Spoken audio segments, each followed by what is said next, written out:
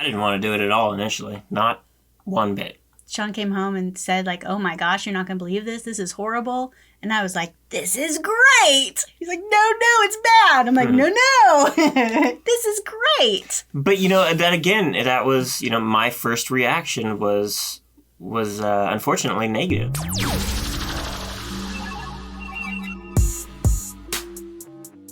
Hey, what's up? It's Torie Mathis, your host, and I'm here with the one and only Sean Mathis, founder of Miles Through Time Automotive Museum. What's going on?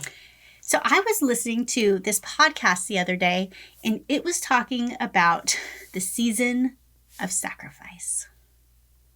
We've talked about this before, and I think that it's something that a lot of people that maybe want to do things are super scared of the ramifications and what they might be missing if they actually take the leap of starting a business, maybe moving, all things that we've done. And we actually just talked about it with your new business. The sacrifice? The season of sacrifice. It took me forever to even quit corporate and come to you because of that normal paycheck, Paycheck and benefits. It was scary. It was hard to, not that I didn't want to, and not that it really even made that big of a difference when it was all said and done, but there was something about that not having that consistency anymore it was hard to get over that hump and actually go for it. But since that time, we have done this sacrifice thing quite a few times.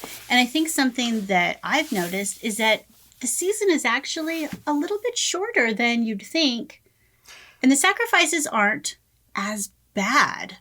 It seems so scary.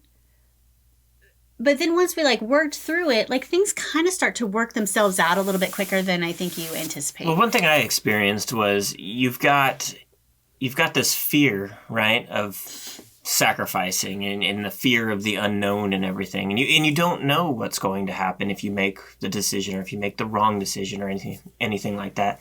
But personally, what I have found is you figure this shit out. And it happens super quick. Well, and the thing is that there really, you said wrong or right. There really is no wrong or right. It's just kind of how you work through it. Right. And the as wrong long as or you right can... is before. It's before you know what the wrong is or right is. You're thinking of it and you're like, well, what if I do this or what if I do that? It doesn't matter either way. No, because once you don't have a choice, then literally all it is just moving forward. You can do no wrong other than just keep going forward. The only way you would really screw up is if you did nothing. Right. Right. And that's kind of what I mean. There isn't a wrong not or right. That. Right. And so once you decide that this is what you're going to do, and like I said, we've done it a couple times, and I didn't even think about you leaving corporate. That is a really big one.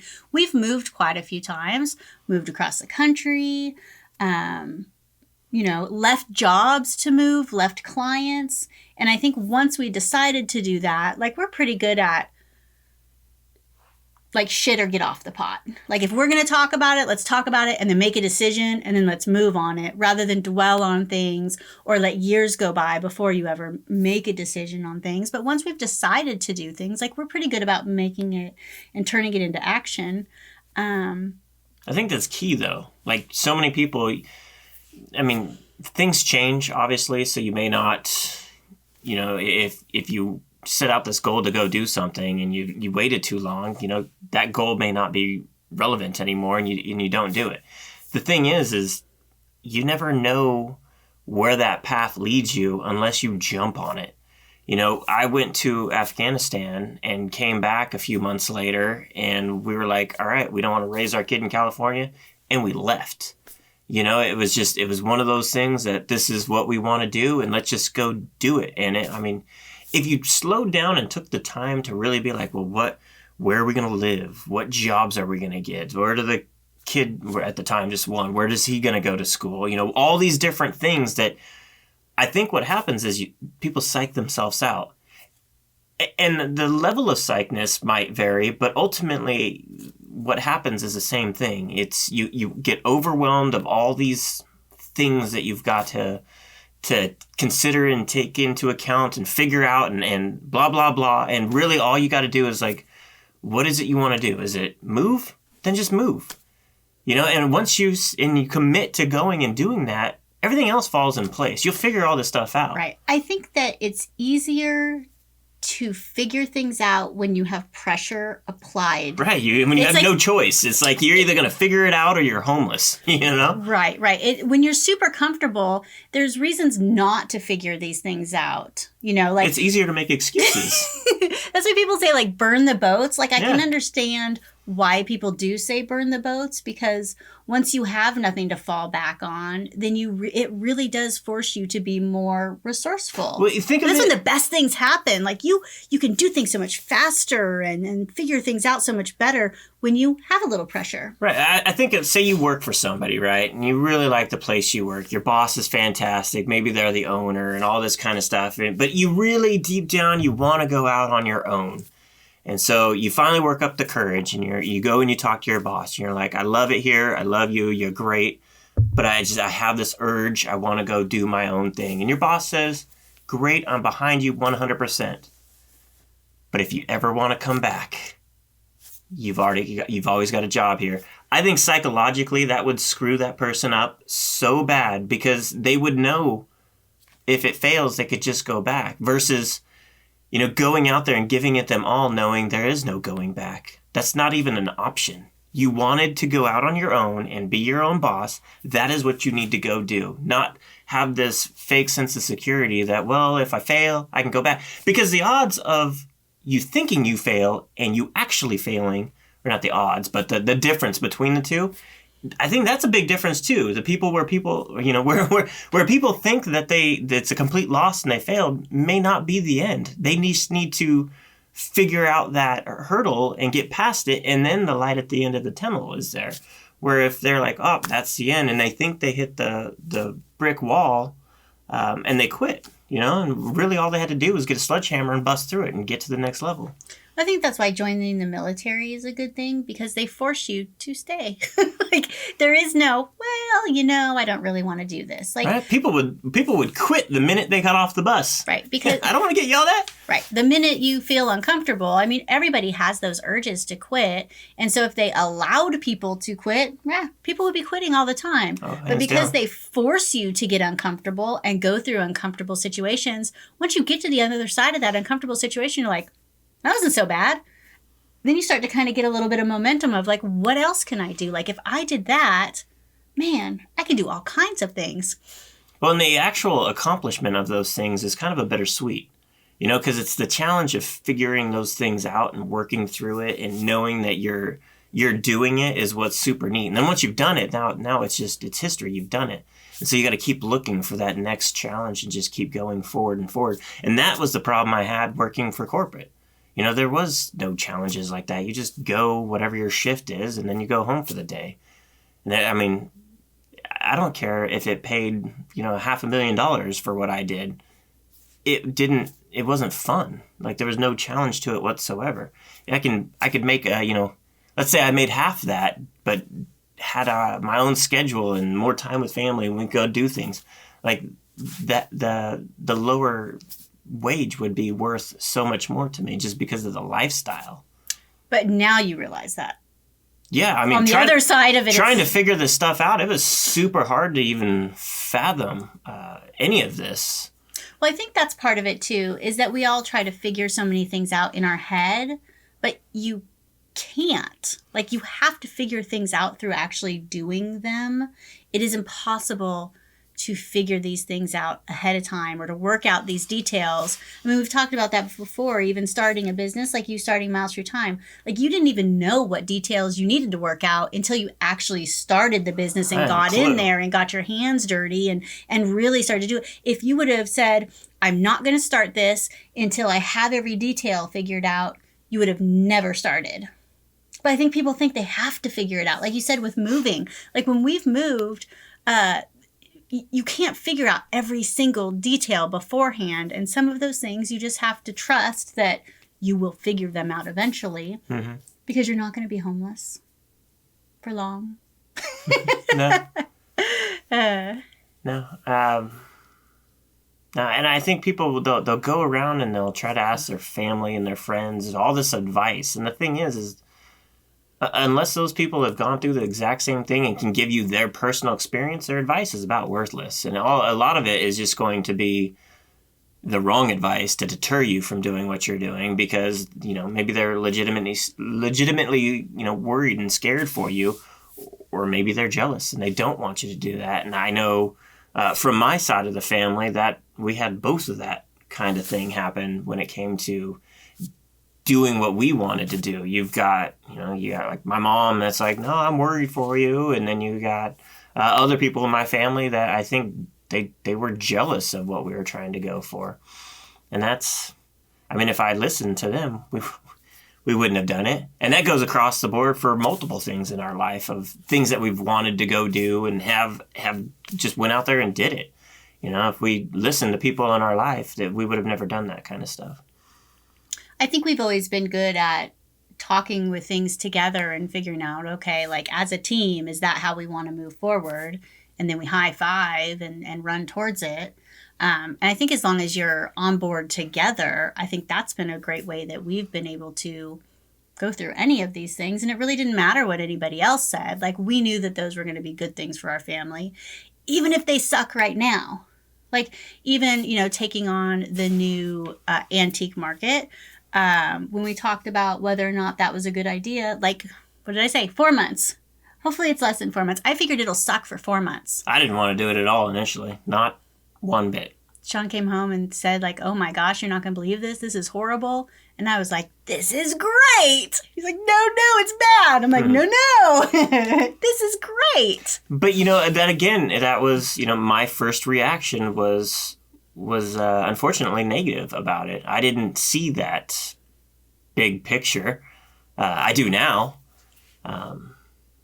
Man, it's cost a lot more money than I initially planned, but we, it's crazy how stuff just happens. When you need it, it's there. If you just put it out there, it does. And this case has been absolutely no different. And in fact, it's turned out to be an extremely awesome example of putting things out there and just going for it. Because again, if like 6 months ago, if you would have told me we were going to be doing all these things that we have done across the board and everything that we've built and remodeled there physically at the brick and mortar location, there's no way I would have said we were doing it. And yet somehow we pulled it out and it's been getting done, and it's crazy. And it's just one of those things. It's like, I came home, talked to Torie. I'm like, this sucks, but she's like, this is what we need to do. I'm like, okay, let's do it. And that was the end goal. That was, okay, this is what we need to do. We didn't have a plan for everything else. It's all been falling into the right position. You can't plan it all. Like, it's impossible. So when you said that, though, like, I thought, okay, what's the worst thing that could happen? Okay, so we have to do a 3-year lease. Well, if we had no money and we had to somehow get out of the lease, like, that would suck, but we could probably figure that out. There's a shower in the men's bathroom that if we had to move there and live there, we could shower. There's a microwave. Like, what else? Like, we have a bad experience. Like, some customers get mad at us. Some vendors get mad at it. Like, people get mad at people all the time. Like, I couldn't think of anything that would be so disastrous that we couldn't figure out, that would make it. And then, like, all the positives, well, we would have total control of things. Like, everything that in the last couple years you have said, man, things would be better if I had this, I had this. Like, every single problem you had, like, this was the solution. It was going to be a little bit of a rough journey. That's been the problem since 2017. Yes. So it hasn't been until just recently that, we've been able to take complete control over everything. And again, couldn't have planned it this way. No. And it is amazing how things work out. You put things out there and people appear. Money appears. Like, things appear like how it's supposed to, and things work out. And it's never how you could have imagined or how you thought or how you planned. Like, you could spend all this time with this super meticulous plan. Life doesn't work that way. Like, you gotta get in there, and you do such a good job. You figure this stuff out. Well, some people, like, you figure all this stuff out, but the thing is they're not leaving their room. The plan never leaves the notebook. It never gets off the computer screen. The big difference when things start to come together and happen, it's not because we wrote it down as a goal ambition or whatever the case may be. It's because we got out there and actually did something. I mean, we're making connections with people and physically doing things. That's where all that magic starts to happen. Well, I think that people, no matter who they are, I think they have opportunities that come. Life happens and you have these opportunities. And I think so many people, either they're like so focused on what they're doing and it's like, that's not part of my plan, because they have this like imaginary like superstructure or whatever, that they don't allow those opportunities to happen. Or people poo-poo opportunities. I could never do that. I could never have my own business. I could never move across the country. And so they poo-poo all these opportunities that come in. And I think that's the difference with us a lot of times is we're like, let's do it. Let's grab it. Like, what's the worst that can happen? Like, the benefits so could outweigh it that why not take the chance? Yeah. I mean, you go out there and volunteer for different things, join different organizations. Just get out there and start meeting different people, and you don't go out there and you don't give them your elevator speech. A good example, just have conversations with people. A good example is the Tesla world record. Sean just wanted to do a world record. He said that would be the coolest thing, to have a world record. And so he went online and started searching to find world records that we could do. We're not competitive eaters. No. What are we going to do? And so, finding that there was a record for getting the most Teslas in a parade, in a line of cars, was something that's kind of related to things we have. Sean didn't know how to do it. Sean had just got his Tesla. You had never done a world record before. You had never planned an event that big. Like, we had no idea how to do any of that. No, it would have been really, really easy to have been like, okay, that was a great idea. Moving on without doing anything. But that we were like, we could figure this out. Like, we have some skills we're bringing. We've done a car show before, very small. Like, that's not super big like this, We know a couple people. I'm sure we could. I mean, you're really good at, you just put it out there and found, once you put it out there, all these people came, people Sean didn't even know, to come and help him. And how many people did you meet to make that event happen? Sean didn't know those people before.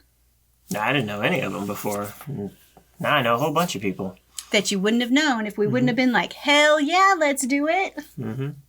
And some of those people have been, they've been people like Commissioner Tim Eccles, who, from that was then able to make some phone calls and do whatever he does magic-wise and get some other things, rolling for things that I've needed at the museum for years now.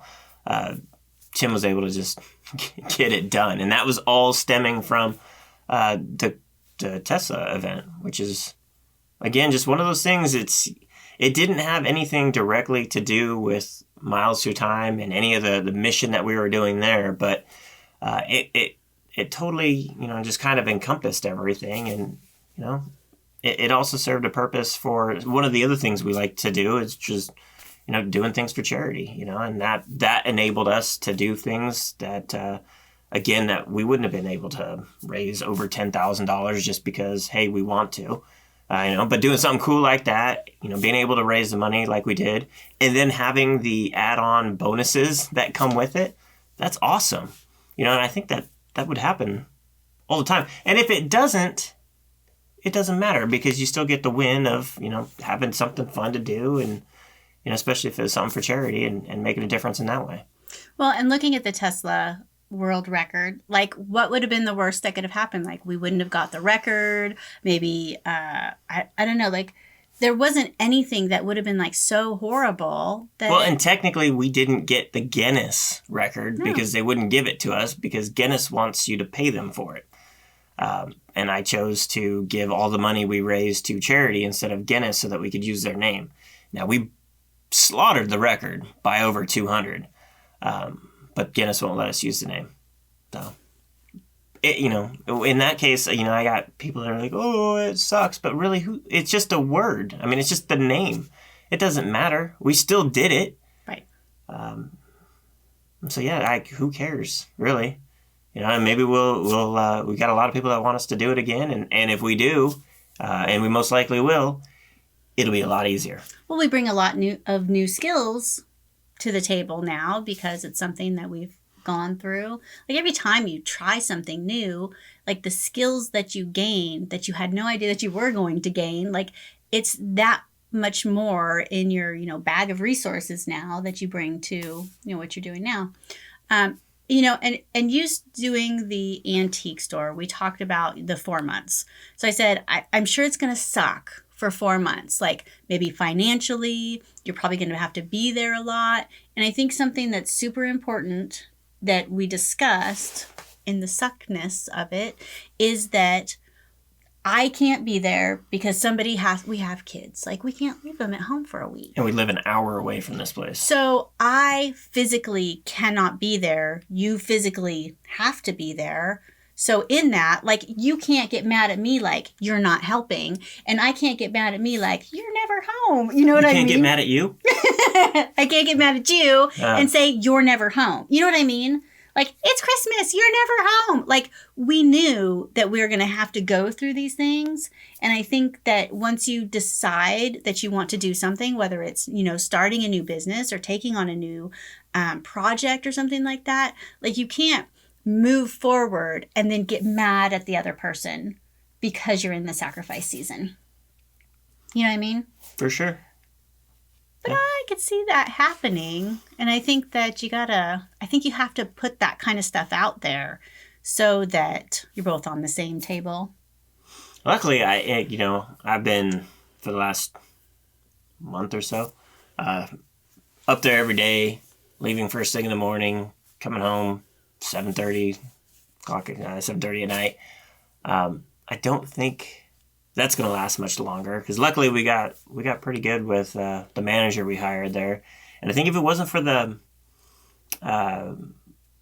expansion part of Miles Through Time that we're doing that requires me to be there, I don't need to be there anymore for any of the antique stuff. Well, no, but we knew that there were multiple times that you had to be there. So you have to be there for the newness of the antique store to get everything going and vendors going. And so that's pretty much taken care of. Yeah. Then you had to be there for the museum expansion and setting up new exhibits. Yeah. So I think you still have some of that, but I think that's going to be in January that you're going to have to go up there more, right? So it's going to be split up a little bit. Like the suck season isn't fully over, but I think you're over the hump.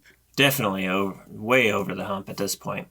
Now, I wasn't sure if I was going to have to still be dealing with, actually running the antique part. That was one of those things. I had no idea how involved I was going to have to be if I was going to have to work the manager's weekends or any of that kind of stuff. And it all has worked out, and it hasn't been completely smooth. Right. And whatever. It's still going forward. I think that's part of it, too, is that you never know what parts aren't going to be smooth. Like, who would have known that you were going to have to buy multiple printers and not be able to print receipts? And, that was, how weird is that was, something that was an ongoing issue? Like, you can't plan for that stuff. I got one, too. I'm not going to be able to return. No way. Yeah, because it wasn't Prime. I was looking at their whole thing, and they're like, if you've used it, you're not going to get your money back. And even if you haven't used it, they're only going to give you a portion of the money back. I'm like, you suck. Man, I just did a podcast on review things, too, because I had issues with reviews. I don't know if Prime has made it so that we're so used to being able to return things, because I, too, bought stuff online that the people weren't going to let me return. And I'm like, some of these things, you don't know if they're going to work perfectly. There's no way to know unless you physically have it. Right.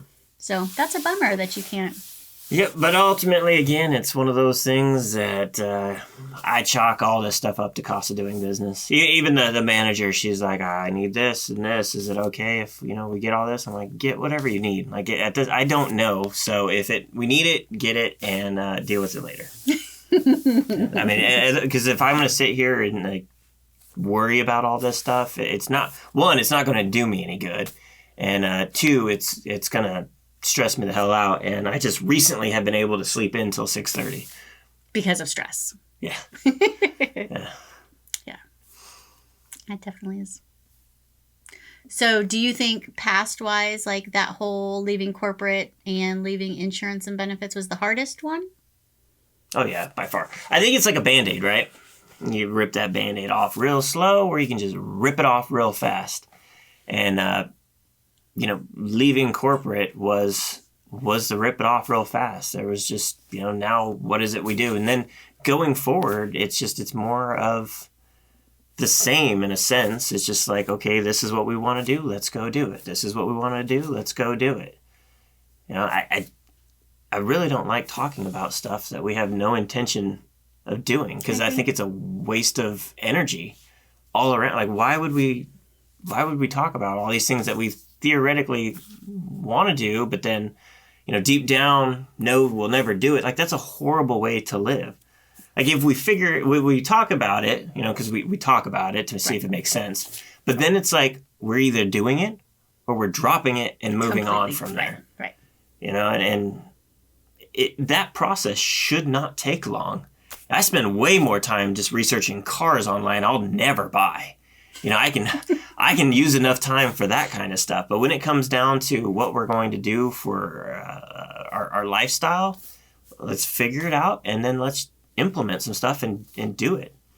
And it gets easier. It's every time. Super easy. I mean, because it literally is like, okay, we wanted to live on a lake. There's a house on the lake. Let's move to it, and that's what we did. And then once we found the house, and we were like, okay, we're actually moving into it. Then it was, okay, now let's figure out how we're going to actually move all our stuff there and figure out how, what we're going to do for internet and where all the kids are going. We already made the decision that we were doing it. Everything else, is details that will follow. That will fall in. Yeah, it'll happen no matter what. You gotta rip that Band-Aid off. Uh-huh. Uh-huh.